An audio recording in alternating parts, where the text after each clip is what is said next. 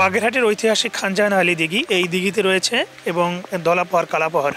শতবর্ষী দলাপাহাড় কালাপাহাড় মৃত্যুর পরে এখানে 2005 সালে মাদ্রাজ থেকে 6টি কুমির আনা হয়। এক এক করে কুমিরটি বিলুপ্ত হলো, এখন মাত্র একটি কুমির রয়েছে, যে কুমিরটি ডাক দিলে চলে আসে খাদেমদের কাছে এবং তারা এখানে যে দর্শনার্থীরা আসে তাদেরকে একটু বিনোদনের ব্যবস্থা করেন। এবং এই কুমিরটি বিভিন্ন সময় কিন্তু বর্ষার মৌসুমে বিভিন্ন এই আশেপাশে বাড়িতে উঠে যায় এবং তারা কিন্তু আবার তাদেরকে ফিরিয়ে আনে। তাদের কাছ থেকে আসলে আমরা জেনে নেব আসলে কীভাবে তারা এখানে এই কুমিরের খাওয়া দাওয়া থেকে শুরু করে সব ধরনের তারা কীভাবে বিনোদনের ব্যবস্থা করেন। 2005 সালে দিঘিতে এনে ছাড়া হয়েছিল 6টা কুমির, মাদ্রাজ থেকে আনিত তার একটা কুমিরই এখন আছে।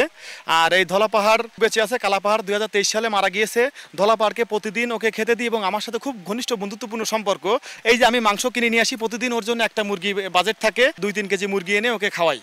এটা হচ্ছে আমার ওর প্রতি ভালোবাসা। দর্শনার্থীরা খুবই এক্সাইটেড থাকে কুমির দেখার জন্য এবং তারা যখন আমাদের বাড়িতে কুমির দেখতে আসে তাদের সাথে খুবই ভালোভাবে ট্রিট করা হয়, কারণ এখানে কোনো প্রকার টিকিট বা কোনো কিছু নাই, কারণ মাজার হচ্ছে উন্মুক্ত।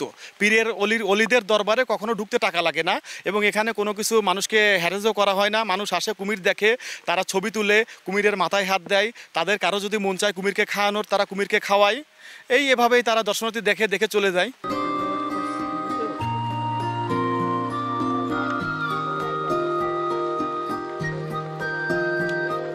আরেকটু জানবো যে এখানে জামাল ভাই আছে, যিনি আর কি উনি এখানের একজন খাদেম।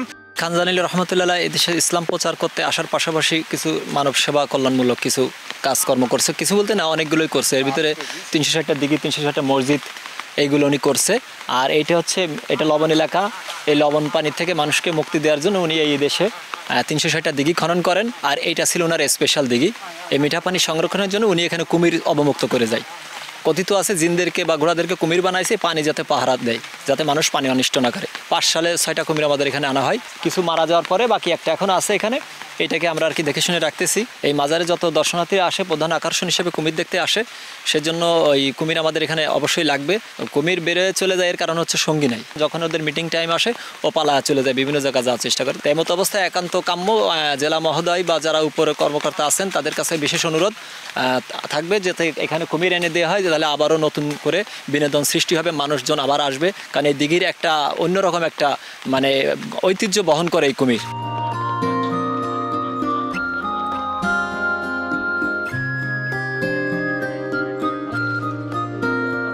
এখানকার যারা কুমির দেখভাল করেন এবং জামাল ফকির এবং তপু, এদের একটাই দাবি যে এই কালাপাহাড় দলাপাহাড় মৃত্যুর পরে যে কুমির ছিল যে বা মাদ্রাজি কুমির, সেখান থেকে একটা কুমির বেঁচে আছে, তার নাম রাখা হয়েছে দলাপাহাড়। এই দলাপাহাড়ের সাথে আরও সঙ্গী প্রয়োজন। এক্ষেত্রে আরও যদি কয়েকটা কুমিরের ব্যবস্থা করা হয় তার জন্য দাবি জানিয়েছেন জেলা প্রশাসন এবং সরকার প্রধানদের কাছে। এই ছিল আমার কাছে বাগেরহাটে খানজাহান আলী মাজার থেকে কুমিরের সবশেষ। আলী আকবর টুটুল, সময় সংবাদ, বাগেরহাট।